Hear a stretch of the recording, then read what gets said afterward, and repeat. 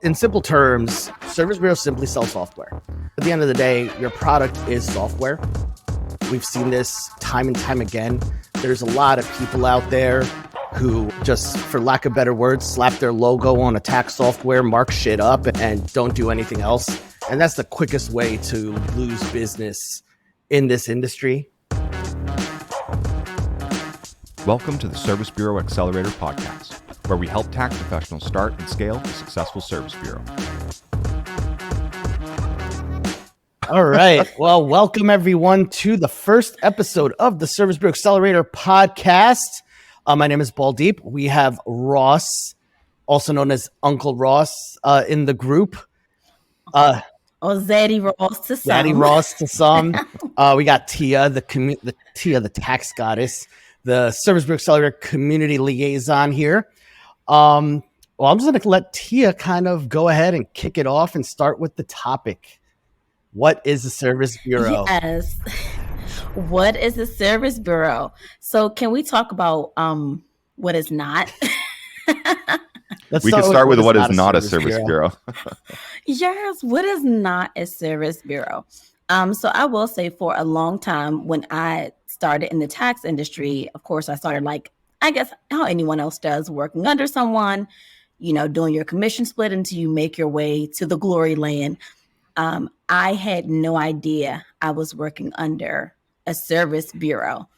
Once I did get to the point where I got my EFIN, I was looking to purchase software. I just thought it was just another office that they were, selling me software, and I had to pay these fees as pretty much my rite of passage into the tax industry. Basically becoming an ERO where all right, now you got your own office, you've got your own software. This is just a part of business. Yeah, I thought it was a part of business. Yeah. I thought that was the top. I thought that where I was as an ERO, that was it. This was as good as it gets. I'm paying my fees, doing whatever. This is my contribution and my expense, to my tax office. I had no idea, honestly, until I met you guys. Yeah. And then you realized, and then you figured out what is a service bureau. Oh yeah, I was getting bent all the way over. So yeah, we'll get in the future episodes. We will get into the horror stories that we've heard over the past couple of years with the Service Bureau Accelerator. We speak to a lot of people, but in simple terms, and the way we kind of break it down, Service Bureau simply sells software. Right. There's a lot of people that like to get fancy about it. But at the end of the day, your product is software. And one thing I will say, though, and we've seen this time and time again, there's a lot of people out there who just, for lack of better words, slap their logo on a tax software, mark shit up, and don't do anything else. And that's the quickest way to lose business in this industry. So we kind of do things a bit different, but those are all topics for another day. But in simple terms, service bureaus just provide tax software to other EROs. Some service bureaus will go the route of recruiting preparers or recruiting new people and showing them the industry. So why don't we just kind of go into some of the different revenue models that we see are most common, the ones that we recommend people go down, and some that we recommend people don't go down. There's a lot of different revenue models. So let's talk about some of the different type of revenue models for your service bureau. I'll start with the first one. Simply sell your damn software.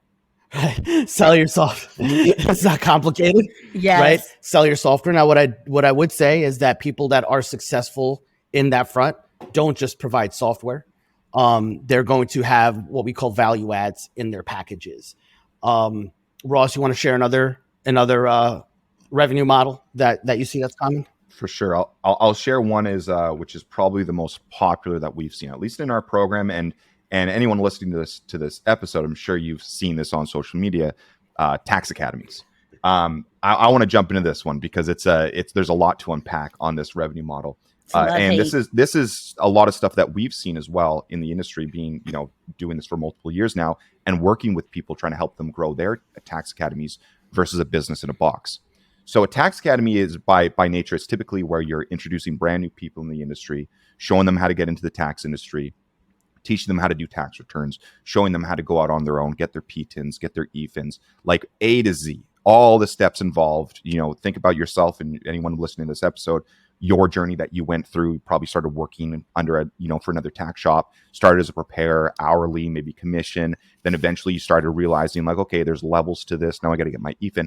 Well, a Tax Academy program is basically kind of breaking down those steps one after the other, helping someone go from brand new to the industry all the way, hopefully, to becoming like a successful tax professional where they maybe even have their own office and they get their own EFIN, whether they have a brick and mortar or they're virtual.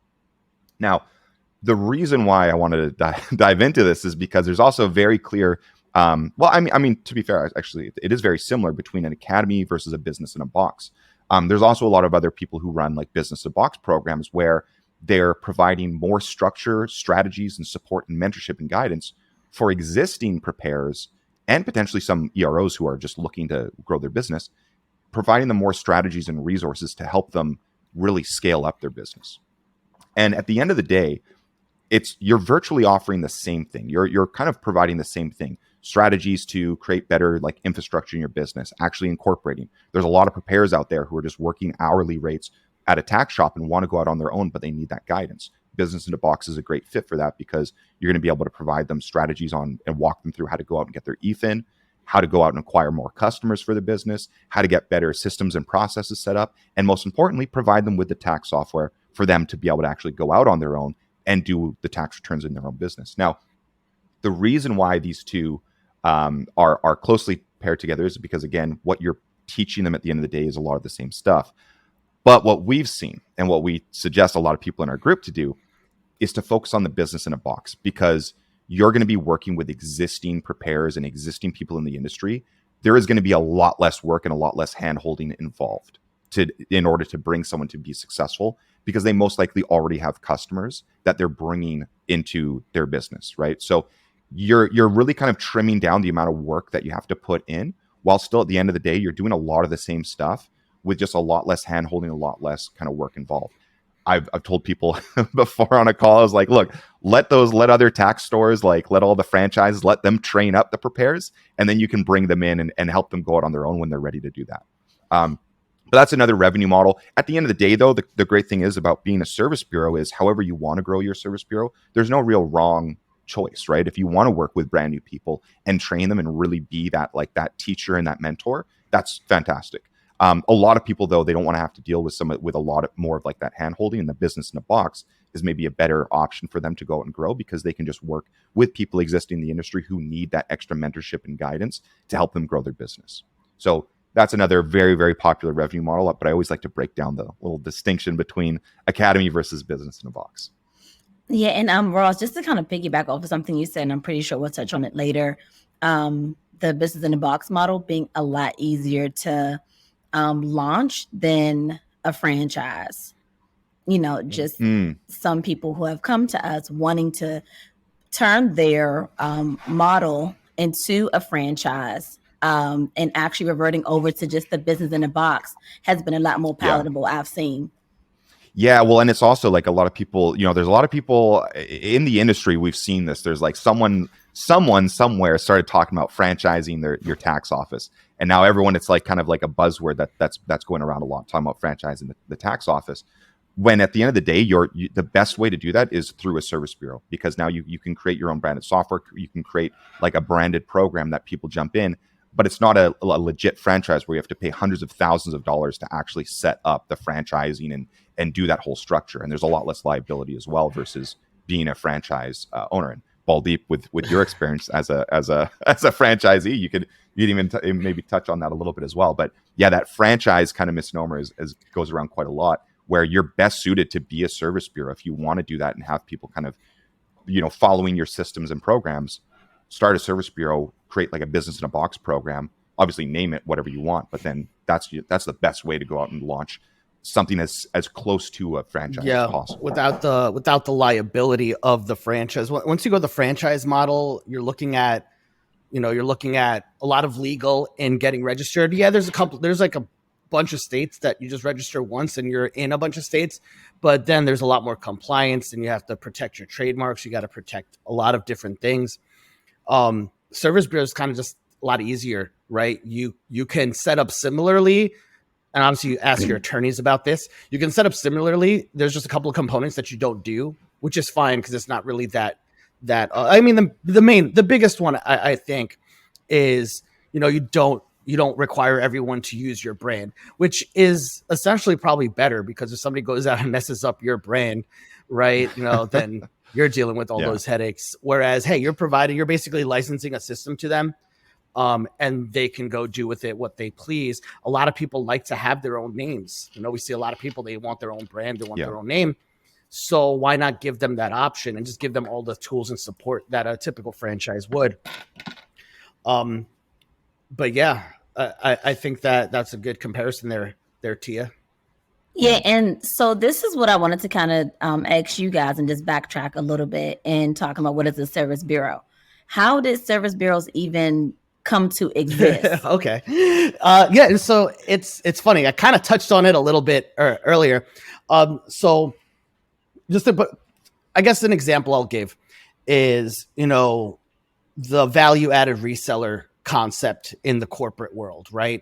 Yeah. So if you're familiar with companies like Salesforce, Microsoft, and those big companies, historically what these guys will do is they'll get a company, some other company, XYZ, for the lack of better words, will say, hey, Salesforce, I want to be part of your value-added reseller program. So what they'll do is these other companies will go and sell their Salesforce licenses, but this other company may provide extra value. Like one thing that a lot of companies do in with that specific example is Salesforce complicated as shit to set up. Like the average business owner, the average medium, even large businesses aren't going to have certain people to set this up. They need consultants to help them, right? So this company says, hey, I'll provide you with 50 Salesforce user licenses, and part of our package includes those licenses and all the setup and customization to make it yours, right? To make it work for your business, the training, right? The setup. So, with the tax softwares, I'm going to talk a little shit. Most tax softwares aren't the best at marketing, right?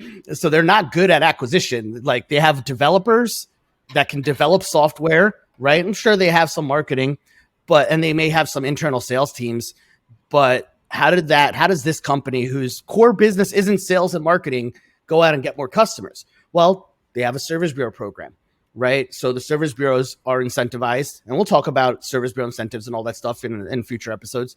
But Service Bureaus, the job of the Service Bureaus, hey, I'm going to sell XYZ's company's licenses under my brand, right? That's how they typically do it. Some don't, but I would recommend do it on your own brand. I'm going to sell these companies' licenses. And here's the extra value I provide, right? So historically, the biggest service bureaus in the industry would provide, the main thing they provide is tech support, right? Because once you become a service bureau, most of the time you have to provide tech support for your customers, right? Because now the tax software is like, well, we're giving you this discount on licenses. You can do all this extra stuff. So you need to support your customers. Otherwise, why should we do it, right? But not everyone wants to go and create whole tech support to see. Then we'll get into all this stuff in future episodes. So I'm not going to dive into all that stuff. But essentially, the bigger service bureaus in the industry over the years, that's all they provide was tech support and the software. What has happened since then, and what I've seen before we started SBA, and one of the reasons why we started it, is, like I said earlier, a lot of people just going and getting their software branded, marking everything up, and all they're providing is tech support and software. So what really separates you, right? What really separates you? So it's kind of gotten to that point.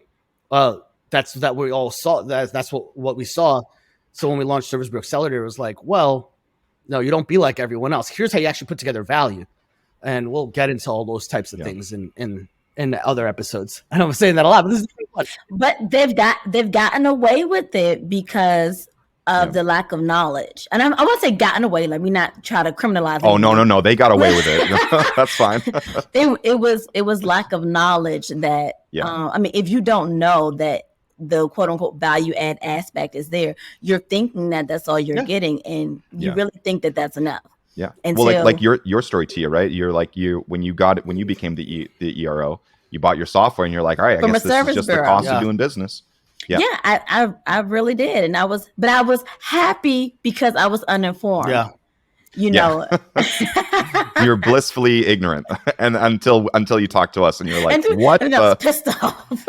Yeah, and that's happened so many times because, like Baldeep said, that's what a lot of people have just been doing. They get, as far as service bureaus, they get their own software, they slap their logo on it, and then they just crank up the fees left, right, and center. Now, don't get me wrong. Depending on how you're growing your service bureau, there's certain people you probably do want to have some high fees on, but when you're working with an office who's doing, 400 or 500 returns, as soon as, if you're gouging them, and as soon as they find out, they're gone.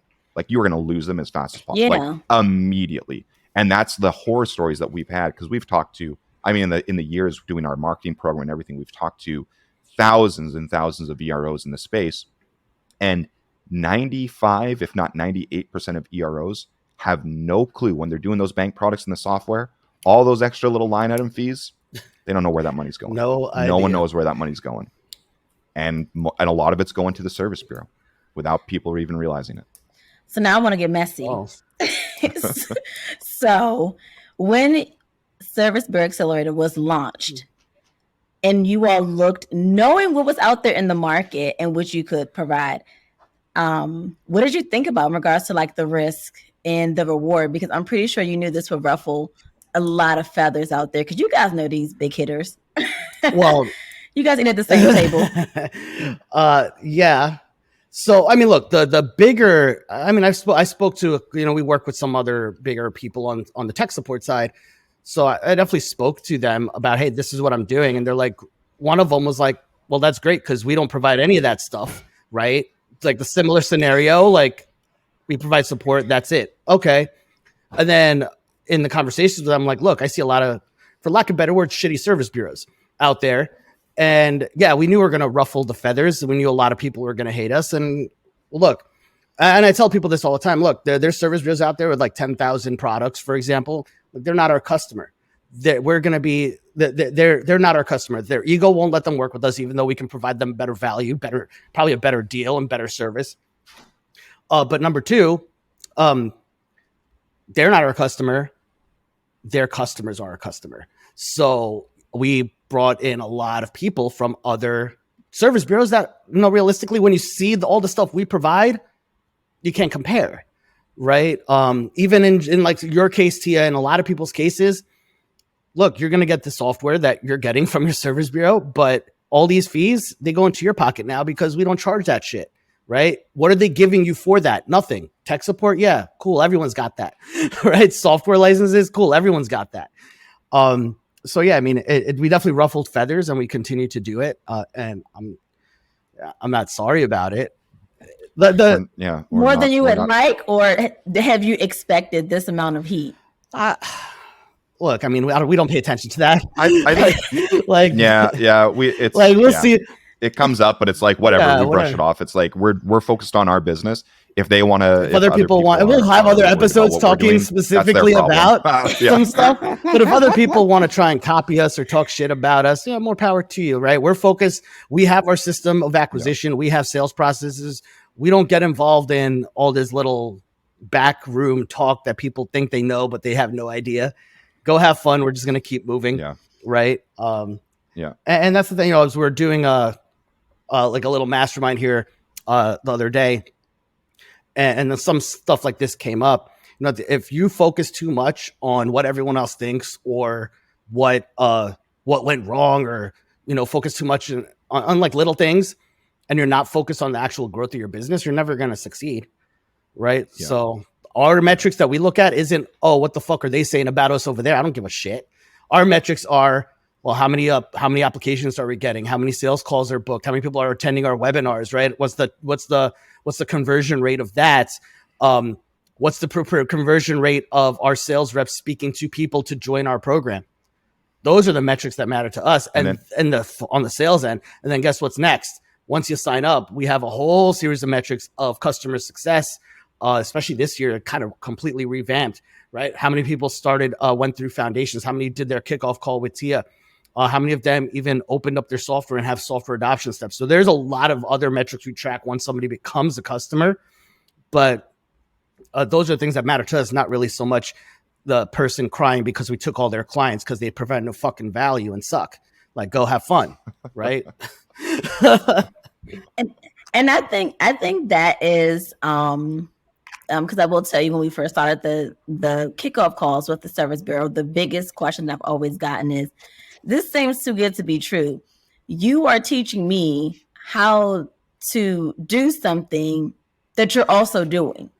So you're giving me that same. Who better to teach it? Who better to teach it than the guys who are going out and growing a service bureau? I'll address that. And then we'll do a quick recap of the revenue models, and we'll end this episode, and we'll bring that topic back up in other episodes. Yes, let's bring it up. But yeah, and look, realistically, like before we launched Service Bureau Accelerator, most people didn't know what a service bureau was.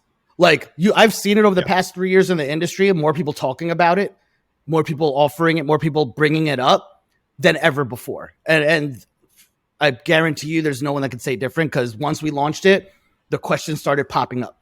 That's when people got mad, because they're like, what? These people are giving away all our secrets. Why are they telling them all this stuff? There's so many people that have said, I've gotten more information from your webinar than anywhere else in the industry. Yeah. And the reason why is most people aren't going to tell you, this is how you make your money. Oh, this is where I make my money, right? This is how no one's going to tell you that stuff unless you already are under them or signed up with them.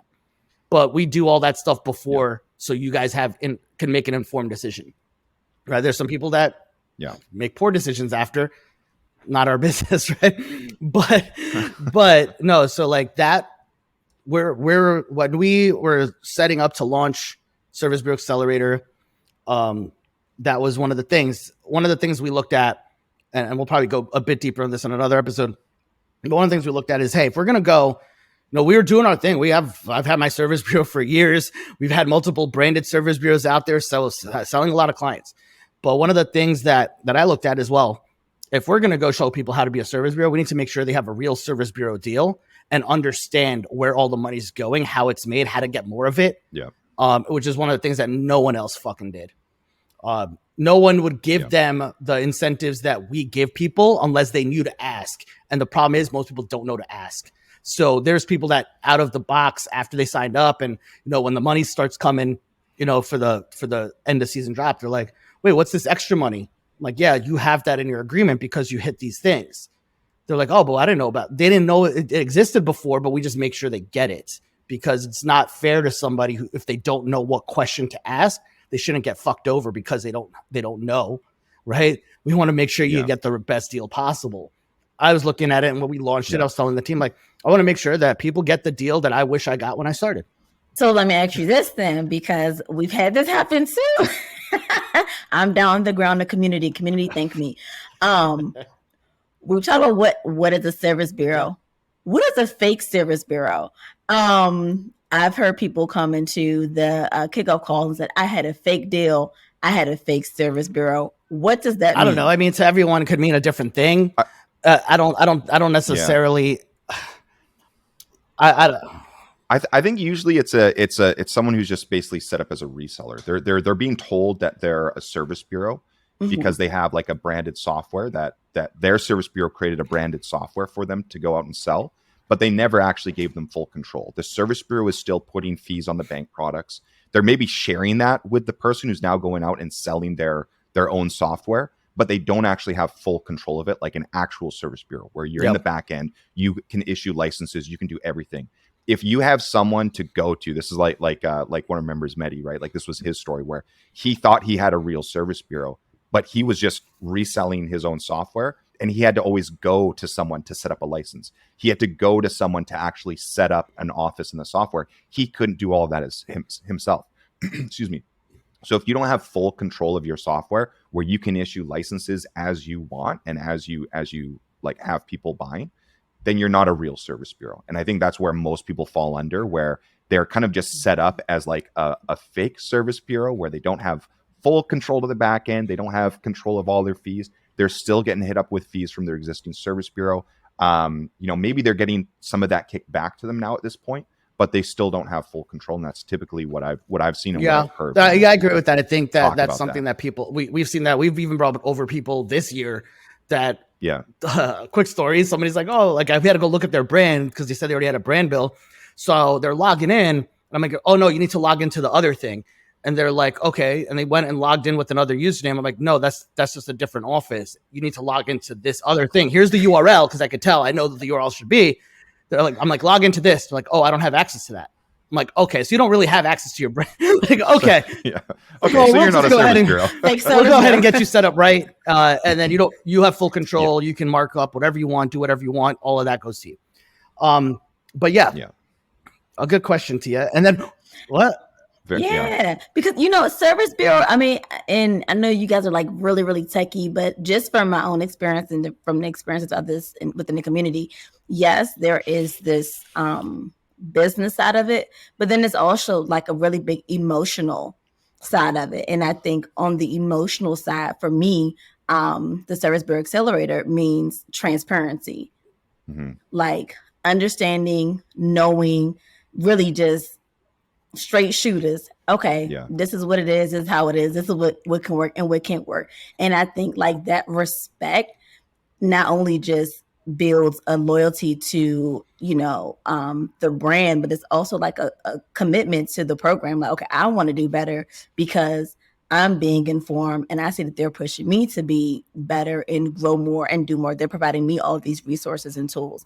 So I just kind of want to add that out there for you guys. Like, it's definitely like one of the things that regardless of what people read in Facebook groups, one of the things that we're very, very upfront about is where the money is made, how we make our money. If somebody asks, this is where it is, right? And this is, go ahead, Russ. I was going to say, I actually want to touch on that a little bit too, because we did talk about what is a service bureau. We talked about revenue models, but I also wanted to quickly talk about how do service bureaus actually make money? Because we've been talking about fees and everything like that, but I don't think we actually have really clearly explained. Well, let's do that. Let's break down how service bureaus make money, and then we'll wrap up this episode, and then we'll go on to other topics in future ones. Yeah. So off the bat, right? Like we talked about this as far as like the first revenue model is just selling your software, right? So now depending on your deal, and this is another topic for later, but depending on your deal, if you're not with us, you might not have the best deal, but you do you. You may have to pay for every software license that you sell. With ours, you don't. But basically, when you go out and sell your software to an ERO, you would then, sell, say, a software package for $1,000, right? We're just going to throw that number out there. So you, as the service bureau, you collect that fee. You're the one charging the customer $1,000. They're paying you directly. Now, if you have to pay a portion out of that for your license fee, you got a bad deal, but that's fine. Most really people with us don't have to. I'm just going to tell them how they really feel. Yeah. With us, you don't have to pay any fees. So that's all your money. You keep it. So that's the first revenue. That's the first way you can generate revenue, right? It's just selling your software or selling your software packages for that upfront cost, like that $1,000 license fee, plus any renewals, right? So that's your first revenue bucket. Now, the second revenue bucket, and this is where you really make the most revenue as a service bureau. And this is where a lot of people are getting pissed off because they would sell their software for free or whatever, and then they'd hit people up on the back end, is on every bank product that gets funded through the software. So if you are working with, early season tax offices who are working with a lot of bank product customers, you as a service bureau can set additional fees whenever those bank products get used to the software. So you can, now there's a couple buckets within there. I won't go into too many details, but that is where you have other areas that you can put on additional fees on the transmission fees, technology transmission fees. You can add a service bureau fee. A lot of you guys might see like SVB fee or service bureau fee in those bank product like fee sheets. That is where there's a lot of extra dollars that the service bureau can add onto those bank products that the tax customer, your customers, for you guys who are growing your tax business, your tax customers are paying these fees out of their refund, and that money is bypassing you and it's going up to the service bureau. And so that's an area where service bureaus also generate revenue, is through the bank product fees. And that's where really at the end of the day, that's where a lot of the bread and butter is. That's where most of the revenue comes from, is in bank product and there's fees. with a lot of conflict too. That's where a lot of the conflict that's where a lot of the conflict comes up as well. Because Tia, how much were you paying for bank product on your software? It was like $179. No, yeah. 200 and something when you add all the fees together. Yeah. My client was paying. And I will say this, after being a service bureau for 2 years now, you get your emotions out of it, and you kind of, at first you're like, oh, okay, they're, I don't know, dicking me, but then you realize, well, it's not, I wasn't upset about the fee that was being charged. I was really upset that I wasn't getting any of it. When I kind of sat and thought about it, like, okay, they're going to have to pay something regardless. But I would rather get something of it. So if I was getting something, that would be different, but I wasn't getting anything. And I think that's how most of us who start off as EROs going into service bureaus feel. That's like, at least for me, like a social impact point. Like, okay, I want to be transparent. And when, my EROs ask, okay, what is this SB charge? Okay, that is my service bureau fee for the first year. I collect it, and this is what it covers: staff, calls, emails, trainings. I let them know where that money is going. Once not just software and tech support. You're like, well, I thought that was the license fee that I already paid. Right. And then all of a sudden, okay, like, because they're fine with it. Like, okay, if that means I get to email you or call you, I'm cool with that. Yeah. And that's a huge part of like what we also talk about in our program is like, look, it's fine to charge fees. Like, we're not saying like don't charge anyone fees. Like, obviously put fees on your offices, because that's where you're going to make revenue, but make sure that it's like it actually makes sense, right? Because you can explain the fees like, well, this is what it covers, and they're like, oh, okay, yeah, that makes sense, because they know they're actually getting more service. That's where we also teach about like, hey, like, sell with more value, have more value that you're bringing to the table, so you're not just software and tech support. Your software, tech support, and email support, staff members that are supporting people, everything that you talked about before, Tia, that is what sets it up. And I mean, with certain scenarios, like we talk about this with like an academy, if you're working with someone brand new, guess what? Yeah, there's going to be a lot of hand holding. You're going to have a lot higher fees probably on someone who's brand new to the industry that you're working with. That is maybe they don't even have an EFIN, they're filing under yours. There's a lot more liability if you want to do that kind of approach. So yeah, I mean, obviously as a service bureau, you're probably going to increase those fees, and that's fine. But at a certain point in time, don't get greedy, because that's where customers are going to leave you as soon as they get savvy, and as soon as they figure it out, they're going to leave. They're going to jump ship as soon as possible. So make sure it's reasonable, and what you're actually charging makes sense based on what you're actually delivering.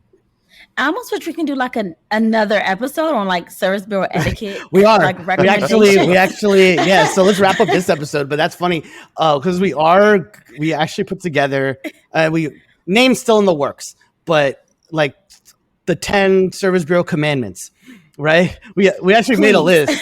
I think we're not quite at 10 yet. We just gotta brainstorm a bit more. But it's gonna be something along the line. There's gonna be some type of list that we put together. That'll be a whole episode in itself of that. Yeah.